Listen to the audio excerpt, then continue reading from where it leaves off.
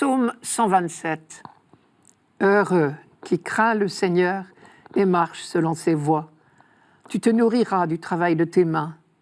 Heureuse es-tu, à toi le bonheur. Ta femme sera dans ta maison comme une vigne généreuse, et tes fils autour de la table comme des plants d'olivier. Voilà comment sera béni l'homme qui craint le Seigneur. De Sion que le Seigneur te bénisse, tu verras le bonheur de Jérusalem tous les jours de ta vie. Ce psaume est l'un des plus courts du psautier, mais son contenu n'en est pas moins important, car après tout, il parle de la seule chose qui compte, le bonheur. On ne dira jamais assez que Dieu nous a créés pour nous rendre heureux. Cette évidence parcourt toute la Bible, ce qui était une audace par rapport aux pays voisins. Moïse déjà l'avait compris, puisque quand il a voulu décider son beau-frère à le suivre pour lui servir de guide dans le désert de Sinaï, il lui a dit « Viens avec nous pour que nous te rendions heureux, car le Seigneur a promis du bonheur pour Israël. » C'est dans le livre des Nombres. Le psaume 34 met la même assurance dans la bouche de David. Je cite « Le Seigneur a voulu le bonheur de son serviteur. » Et si on y réfléchit, c'était déjà vrai pour Abraham. Les promesses de Dieu à Abraham représentaient très exactement le bonheur le plus désirable à son époque, une descendance et la prospérité. Et d'ailleurs, le mot « bénédiction » est bien synonyme de bonheur. « En toi seront bénies toutes les familles de la terre », a promis Dieu à Abraham. Cela signifie d'abord que toutes les nations de la terre ne trouveront pas de plus grand souhait à formuler que d'évoquer la réussite d'Abraham. Elles se diront l'une à l'autre « Puisses-tu prospérer comme le grand Abraham ?» Plus tard, on comprendra que toutes les nations de la terre accéderont par toi à la prospérité. Que peut-on rêver de mieux? Or, c'est Dieu qui lui promet tout cela. Dès leur première rencontre, c'est révélateur. Et plus tard, quand on méditera sur les mystères de la création, on reconnaîtra que Dieu n'a prévu que des choses bonnes. Le livre de la Genèse raconte que quand Dieu, le 6e jour, embrassa du regard l'ensemble de son œuvre, je cite, « Il vit tout ce qu'il avait fait, et voilà, c'était très bon. » Et le mot hébreu ici suggère bien une idée de bonheur. Au long de l'histoire d'Israël, ce désir de Dieu de voir ses enfants heureux inspire toutes ses paroles et ses initiatives.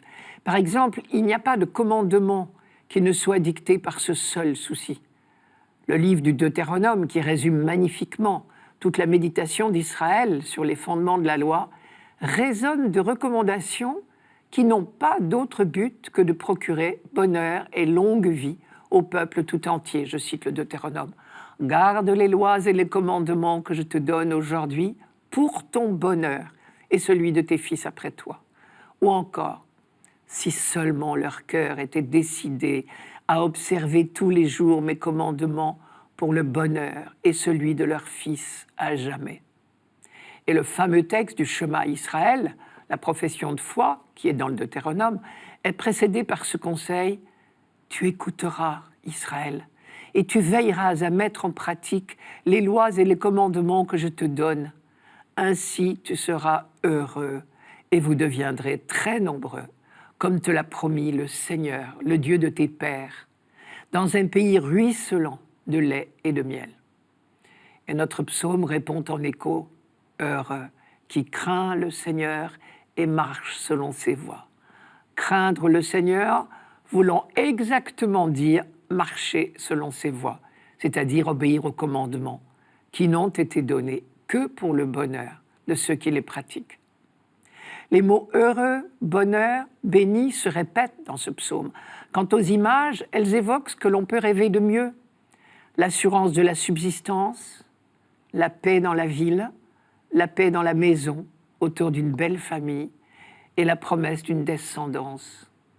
De Sion que le Seigneur te bénisse, tu verras le bonheur de Jérusalem tous les jours de ta vie. La leçon qui se dégage de tout cela, c'est l'intérêt que Dieu prend à notre vie quotidienne. C'est bien là, dans les réalités très concrètes, que se joue notre bonheur. L'Ancien Testament disait déjà très fort que Dieu n'est pas à chercher seulement à l'intérieur de nos églises, mais dans toute notre vie de chaque jour.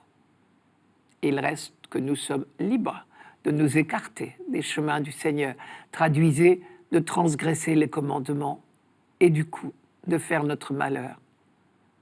Ce n'est pas par hasard peut-être que notre psaume reprend le vocabulaire et les images du livre de la Genèse. Après la faute, Dieu dit à Adam, « Le sol sera maudit à cause de toi. C'est dans la peine que tu en tireras ta nourriture tous les jours de ta vie.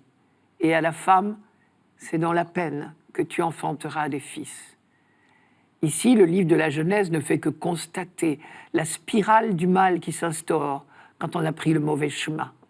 Le jardin de délices s'est transformé en terre de discorde et de malheur. Ce texte du livre de la Genèse sonne comme une mise en garde. Au contraire, le psaume qui parle de l'homme fidèle, celui qui craint le Seigneur, lui promet réussite et bonheur familial. Tu te nourriras du travail de tes mains, ta femme sera dans ta maison comme une vigne généreuse, et tes fils autour de la table comme des plants d'olivier. Dans notre première lecture de ce dimanche, le livre des Proverbes dit bien la même chose, quand il fait l'éloge de la femme qui craint le Seigneur, et quand il affirme qu'elle seule est digne de louange. En définitive, au long des siècles, notre conception du bonheur peut changer. Mais une seule chose compte, ne jamais oublier que le seul but de Dieu est de voir tous ses enfants heureux.